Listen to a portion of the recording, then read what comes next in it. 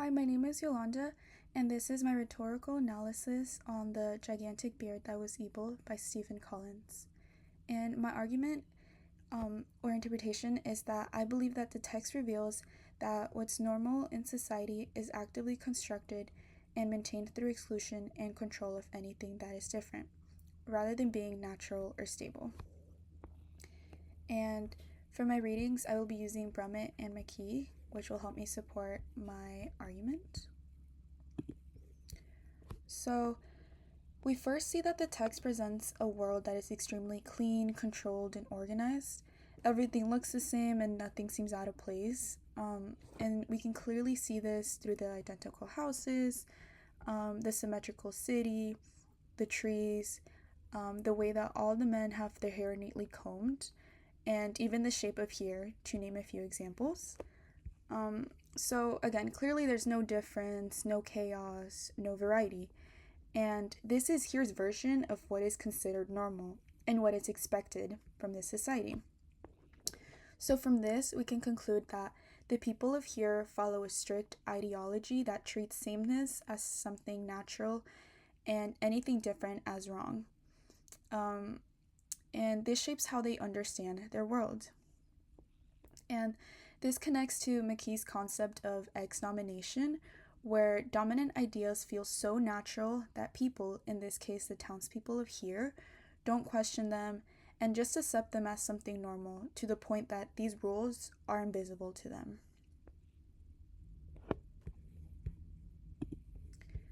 So this also leads me into Brummett's idea of text as a site of struggle over meaning. Page 93. In the story, the beard becomes a symbol of struggle over meaning because it challenges society's current definition of normal. The townspeople of here don't know what it is, whether it's evil, chaotic, or if it's something else. And because of this uncertainty, they try to reassert control over its meaning. And they do so by reacting with fear and labeling the beard as evil, dangerous, and something that must be controlled. Rather than accepting it as something that's natural. And we know this because they go so far as to send off Dave to there because of how uncomfortable this change and difference made them. And this also reflects Kenneth Burke's concept of identification, since the townspeople rejected any sense of shared identity with Dave and instead defined him as something completely different from them, which again reinforced division rather than connection. And additionally, we also saw how this system that once depended on stability quickly fell apart just from one small difference. And we know this because as the beard continued to grow uncontrollably, it began to disrupt the entire city, and it caused panic among the townspeople. And again, this showed how quickly order can turn into chaos. And it proves that if this normal were truly natural, this society wouldn't collapse so easily.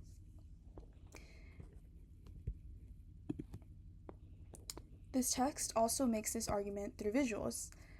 There is a strong contrast between the clean, light-colored world and the dark, overwhelming beard. And this visual difference makes the beard feel disruptive and out of place, which mirrors how society frames difference as something negative.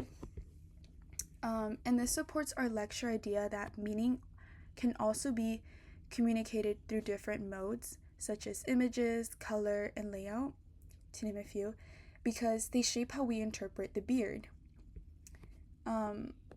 And we can clearly see how big this beard is and how it contrasts a lot to the houses. It contrasts with the simplicity of the town. And it definitely looks out of place. So the exaggeration also matters here because it's so large and uncontrollable that it takes over everything. And so much so that the society tried to control it by styling it and just trying to make sense of it. So overall, I argue that Collins was very effective in presenting their argument. It doesn't just tell us that society fears difference, it shows us how the entire idea of normal is constructed, controlled, and very fragile. Um, by using strong visual contrast, symbolism, and exaggeration, the text makes this argument very clear. I also think that this argument is good for us as a culture because it reflects real world problems, where we often see how societies define what is normal and treat anything outside of that as a problem. So, this text encourages us to question those definitions and recognize that they are not natural, they are created and enforced. And to conclude, Collins ultimately shows us that what is normal is something society builds and maintains, and that even a small disruption can expose how unstable that idea really is. So, if you take anything from my presentation, I hope it's that what we see as normal isn't fixed, it's something that can be challenged, questioned, and changed. And here are my references. Thank you.